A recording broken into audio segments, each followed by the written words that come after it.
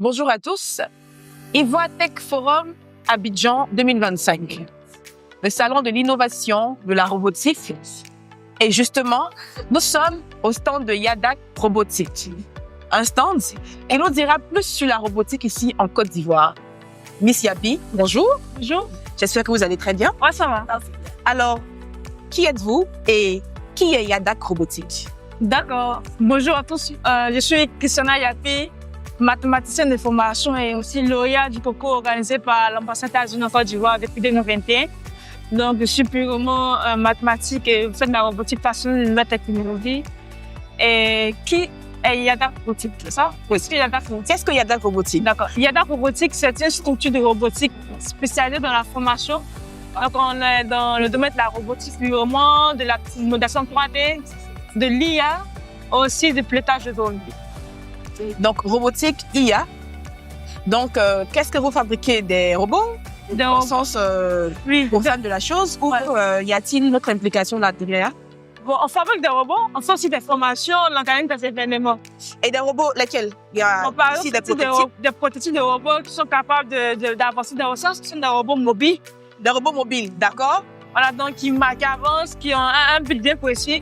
C'est aussi des robots qui sont capables de ramasser les déchets avec cette fonctionnalité-là, d'avancer, de ramasser les déchets. Ici, avec les capteurs ultrasons, permettent de détecter à une distance, il y a un objet ou une personne. Avant lui, on lui donne des codes et à nous de définir à quelle distance on veut. Soit à 20 cm, soit à 30 cm et il s'arrête. Il peut suivre une personne et il a la présence aussi de... Il peut capter sur la pression. Donc, ce robot est capable de ramasser des déchets. Avec cette fonctionnalité. D'accord. Waouh, félicitations. Merci. Et il y a déjà eu un test, il y a eu des résultats probants ou c'est juste un prototype qui n'est pas encore oui, on a déjà fait un sur test. Le marché? D'accord. On a déjà fait un test, mais on n'a pas encore vendu ça sur le marché. D'accord. Ça, ce sont ces robots qui sont utilisés dans le domaine de notre compétition qu'on organise. Et Justement, il y a une compétition de robotique ici en Côte d'Ivoire? Oui, en Côte d'Ivoire. OK. Et on a commencé depuis 2024 cette compétition. On a fait la première édition en décembre passé. Il y a un groupe de 500 jeunes autour du thème Smart City, une vie propre et connectée. Donc, ces jeunes, on leur a fourni ces robots, ils ont travaillé là-dessus. Et avec ces robots, ils sont capables de ramasser les déchets, pour aller les placer dans une zone de poubelle. Et après avoir placé ça, ils vont faire une transformation. Donc, avec ça, pousser la poubelle pour aller dans une zone et pouvoir faire une transformation des déchets. Donc, si je comprends bien, c'est la robotique pour le développement durable? Oui. D'accord, OK. Tu vois tout ce qui est salubrité, tout ce qui est environnement. D'accord. Donc, parce que souvent quand on parle de robots, robotique, IA, enfin technologie, on voit plus la pollution. Parce que ça pollue, sur des déchets, enfin des déchets technologiques, robotiques et tout. On voit plus le côté pollution. Maintenant que votre structure parle d'allier tout ce qui est la robotique avec tout ce qui est environnement, développement durable, on va dire que c'est assez innovant à la matière. Oui, mais bon, c'est vrai qu'on parle de ça, mais on a la 3D, par contre, qui est là pour parler de tout ça, parce que lorsqu'on parle de 3D, on griffe des menuisiers qui sont là pour pouvoir extraire des matières. Quand on parle de 3D, on utilise juste le composant, le filament, ce qu'on a besoin. Donc, on réduit, on griffe tout ce qui est déchets. Si on veut, par exemple, fonctionner cette table, on va aller voir un menuisier qui va prendre là pour pouvoir extraire la matière. Oui. Par contre, avec la 3D, on utilise juste le filament qui correspond exactement pour ça. Donc, je veux bien comprendre. Le filament, c'est quoi? C'est une matière qu'on utilise, par exemple, on veut faire une photocopie, on a besoin de papier là pour pouvoir imprimer. Et il est fait en quel PLA. La matière du filament? Là, c'est du PLA. PLA, c'est quoi? Du plastique? Oui, du plastique. Est-ce qu'il n'est pas polluable? Non. C'est ce que je disais. Non, il n'est pas polluable. Il n'est pas polluable. D'accord. Donc, c'est un matériau avec lequel on fait l'impression. Et du coup, si on veut faire une table, par exemple, dans le classique, on aurait pris un menuisier qui allait peut-être tailler l'arbre, tout et tout. Polluer, salir l'environnement. D'accord. Détruire l'environnement, coupant les arbres. Mais avec la 3D, comme vous le dites, il y a quand même palliatif. C'est ça? Donc, on produit plus en détruisant moins. Exactement. Donc, c'est ça ici, l'impression 3D? Oui, ça, c'est l'impression 3D. Là, c'était fait avec un stylo. Ça, ce sont les filaments. Ah, c'est le filament qui est là. Ça, c'est les filaments. Il y a plusieurs couleurs. D'accord. Okay. Donc ça, c'est du PLA. Donc ils mettent tout ce qui est à l'intérieur. Ça, c'est du PLA. OK. Donc ça, c'est la couleur orange. C'est assez dur, par contre. On a plusieurs. D'accord. On a le ABS. On a plusieurs qui correspondent en fonction de ce qu'on veut, en fonction du résultat qu'on va obtenir aussi. Donc, ça, par exemple, on veut que ce soit dur. Donc, on va utiliser du PLA qui est encore plus dur. Si on veut un truc un peu plus mou, on va utiliser du ABS ou... Bon, je comprends que il y a derrière ça un avantage de détruire moins. Mais et le coût de production? Parce que tout ce qui est robotique rime avec tout ce qui est cher. Enfin, c'est dans l'imaginaire collectif, c'est ce qu'on se dit. Oui. C'est vrai, qu'en est-il réellement? On veut toute votre franchise sur cette question. Oui, mais parce que ce n'est pas encore bien développé, donc c'est normal que ça coûte encore plus cher. D'accord. Mais on gagne en temps. On a encore un résultat encore plus bon lorsqu'on utilise ça. Donc, on diminue le temps. Si, par exemple, on devait réaliser un projet sur 2 ans, je dis n'importe quoi, on peut le faire avec une machine en 1 mois, par exemple. Donc, vous voyez, le temps qu'on aurait pu accumuler sur ce projet, on va sur notre projet. Donc, si on défonce en termes d'équipement, parce que c'est vrai, les machines 3D coûtent aussi cher, l'équipement de robotique coûte aussi cher parce qu'il n'y a pas de grandes personnes qui sont dans le domaine. Donc, ça fait que plus le nombre est réduit, plus on a besoin encore de plus de personnes qui sont dans le domaine pour pouvoir travailler là-dessus. C'est normal, mais en termes de gains, c'est encore plus bon, avantageux. D'accord, OK. Et j'aimerais revenir sur une question. Ça a été monté entièrement en Côte d'Ivoire par des Ivoiriens? Oui, ça, ce sont des trucs qu'on a modélisés. D'accord. Avec un logiciel 3D. D'accord. À l'ordinateur. On modélise tout ça. Et quand on finit de modéliser, on passe à l'impression 3D. Mais tout a été monté ici en Côte d'Ivoire? Oui, tout par des Ivoiriens? Par des Ivoiriens. Ça, ce sont des trucs qu'on peut dévisser, mais ça, c'est une carte électronique.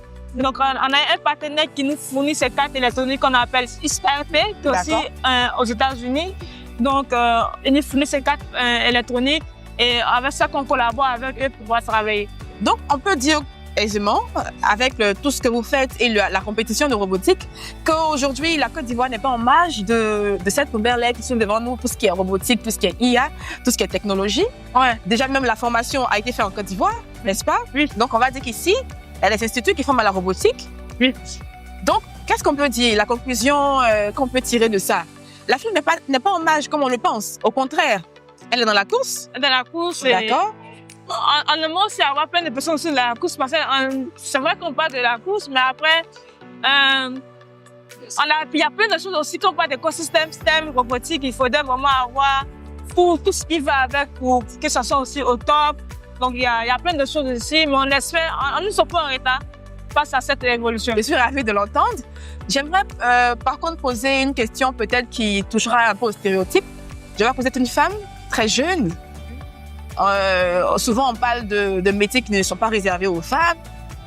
Vous, en tant que femme dans ce milieu, a-t-il été facile pour vous de vous épanouir, de vous développer dans ce milieu? A-t-il été aisé pour vous de trouver une place dans ce milieu?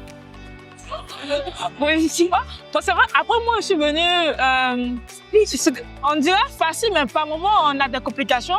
En tant que femme, lorsque vous voyez des hommes qui sont pas envie de prendre le dessus, c'est juste que c'est pas la place d'une femme dans la technologie parce que c'est un métier qui est réservé purement aux hommes. Mais il n'y a pas de métier réservé aux hommes, il n'y a pas de métier aussi réservé aux femmes. Parce que Dieu a créé tous ces métiers, ce monde, on n'a pas dit pour tel métier, c'est uniquement que pour les hommes, ou pour tel métier, c'est uniquement que pour les femmes. Donc, c'est un métier qui est ouvert à tout le monde. Tous ceux qui sont passionnés, il faut juste être passionné, il faut juste avoir l'envie d'apprendre et de ne pas se décourager parce que, quel que soit le métier, on aura tous des complications avec les hommes, mais il faut juste être passionné, puis il faut juste être bon. Voilà, parce que la performance c'est aussi qui compte. Lorsqu'un homme verra que vous êtes bon dans votre métier, il fera mieux il va forcément se joindre à vous pour travailler. Oui, donc c'est ce qui fera la différence. Et au début, ça sera vraiment difficile, mais après ça sera encore plus facile parce que nous, on collabore avec des hommes. On a une structure partenaire qui nous accompagne depuis le début, c'est uniquement que des hommes. Donc, ils collaborent avec nous, ils nous encadrent, ils nous montrent ce qu'il y a à faire. Vraiment, c'est difficile, mais ils savent que nous sommes jeunes, nous sommes des femmes aussi. Et ils essaient de nous comprendre, de nous accompagner. Et moi, j'ai profité de ce week-end aussi pour les remercier déjà pour ce qu'ils font. C'est Smart Data System, ils sont aussi dans la gestion des données, de tout ce qui est Big Data. Merci. À l'instant, vous parliez de une compétition de robotique qui aura lieu du 25 au 27 juillet 2025. Et pour cette année, le thème est robotique et climat, réduire les émissions de carbone grâce à l'innovation technologique. Qu'est-ce qui se passera? Comment ça se passera concrètement? Donc, qui compétit? Des jeunes, des écoles, des structures, des ONG. Donc, que des amateurs, on le dira ainsi. Ouais. D'accord? Et concrètement, c'est quoi? On vient avec un robot, un truc qu'on a fabriqué, un prototype enfin, concrètement, comment ça va se passer? La compétition a plusieurs phases. D'abord, il s'agit exactement de la compétition, du jeu de la compétition. Nous, on fournit les équipements des robots, ce type de robots-là. D'accord. Aux compétiteurs. Et on les forme aussi gratuitement. D'accord. Et après avoir fini la formation, ils vont concevoir un projet. Ce projet-là, ce robot sera capable, pour cette édition, de ramasser encore des déchets pour réduire tout ce qui est déchets dans la ville et aussi de planter des arbres. Donc, il y aura un système de pinces qui sera devant pour pouvoir planter des arbres et aussi pour prendre des panneaux solaires pour aller les déposer. Donc ça, quand on parle de climat, de réduction d'émissions de carbone, on s'est dit que ce sont ces étapes aussi qu'on peut faire pour pouvoir réduire les émissions de carbone en Côte d'Ivoire parce qu'on a l'industrie, on a le transport qui pollue. Et en dehors de ce challenge-là, on a aussi un challenge qu'on appelle une nouvelle technologie. Et dans ce challenge, les équipes sont chargées de réaliser un projet tous dans le sens de réduire les émissions de carbone, mais au niveau de l'agriculture. Donc, quoi concrètement qu'ils pensent au niveau de l'agriculture, qu'ils pourront faire pour réduire les émissions de carbone? Quoi concrètement au niveau du transport, qu'ils pourront faire pour réduire les émissions de carbone au niveau du transport uniquement? Quoi concrètement qu'ils pensent être utile au niveau de l'environnement, qu'ils pourront faire? On a laissé des challenges, par exemple, pour permettre à toutes les équipes de planter des arbres. Oui. Donc, ce sont des sensibilisations qu'on fait à travers la compétition. Et on permet aussi à ces jeunes-là qui ne connaissent vraiment pas, faire « Ah, mais bon, si on fait ça, on ne détruit pas l'environnement, on ne détruit pas vraiment tout ce qui est arbre. On va protéger notre environnement et on va vivre plus longtemps. » Et pour cette compétition, on fait des visites guidées dans les entreprises. Oui. L'année passée, on a fait une visite guidée au niveau de l'ONEP. Et vous êtes à laquelle édition? À la deuxième édition. OK, d'accord, allez-y. Non, on a fait une visite guidée au niveau de l'ONEP pour comprendre le système de fonctionnement de l'eau, la gestion de l'eau, le traitement de l'eau. Voir qu'est-ce que la robotique pourra apporter dans ce système. Et là, les équipes ont été amenées à travailler là-dessus sur le traitement pour comprendre les difficultés que rencontre l'ONEP et comment nous, étant jeunes, déjà inviter les jeunes là qui ne connaissent pas grand-chose de commencer à apprendre et de se dire on peut créer des projets de solutions dans ce thème. Ah, OK. C'est un seul participant qui gagne le grand lot ou bien c'est en équipe on gagne? En équipe. C'est en équipe? D'accord, OK. Une équipe de 5 personnes et 10 pour pouvoir le suivre. Et on peut s'attendre à combien de candidatures comme ça? Cette année, on a près de 40 candidats. Ah, beaucoup quand même. Et on a aussi des pays qui sont là. On a le Mali, on a le Congo, on a la Guinée, on a le Zimbabwe. Et au niveau d'Abidjan, on a les villes Bouaké, Yamoussoukro, Bundiali, Touba, Man, Bonois et aussi Abidjan. 3 jours de compétition, choc apparemment. Mouvementé, aussi culturel. Culturel. Parce qu'on va recevoir des pays et on va aussi vous montrer notre culture. Aussi apprendre d'eux. C'est ça aussi l'avantage de partager, aussi d'apprendre en retour. Très intéressant, nous sommes bluffés. Alors, s'il y a DAC Robotique a un mot à adresser à cette population qui nous regarde, qui nous suit et qui estime que quand on parle de robotique, bon, on pense plus à d'autres pays, on laisse la Côte d'Ivoire derrière. S'il y a DAC a un mot à adresser à toutes ces personnes-là qui pensent, à tort comme à travers, à tort comme à raison, que robotique et Afrique, robotique et Côte d'Ivoire, c'est deux mondes différents. Bon, je tiens d'abord à vous remercier pour cette week-end que vous nous donnez de pouvoir s'exprimer sur cette question de la robotique et aussi l'environnement et voir comment se connecter avec d'autres pays. La Côte d'Ivoire, nous sommes en marche. C'est vrai qu'il y a des pays qui sont déjà développés. Oui, c'est normal. Il faudrait qu'il y ait une personne qui commence et pour que aussi les autres puissent prendre la marche. Donc nous, on prend la marche, on suit. Et au niveau de l'écosystème ivoirien, on a vraiment un écosystème dynamique qui commence à comprendre les choses et commence aussi à se donner la force pour pouvoir réussir, aussi pour pouvoir concurrencer, pour aussi proposer des services qui pourront aussi aider les autres pays qu'on pense être développés. Parce que, mine de rien, ces pays qu'on pense être développés utilisent la main-d'œuvre ivoirienne aussi pour pouvoir travailler. Donc, on se dit qu'on a la compétence qu'il faut. Peut-être que c'est de revoir l'écosystème, c'est de mettre vraiment tout le monde dans un bon écosystème pour proposer des solutions qui vont toucher l'environnement, qui vont toucher la population directement. Ok, Miss Yapi, merci beaucoup. Merci. N'oubliez pas de vous abonner à nos pages, de venir à l'événement, de nous suivre pour ceux qui veulent soutenir l'événement. C'est aussi une bonne opportunité aussi pour pouvoir accrocher leur image là-dessus. Merci. Aussi faire la promotion des STEM et de la robotique. Merci beaucoup. Merci. C'était Marie-Lise Guamene en direct de Libatech Forum à Abidjan. Merci. Merci.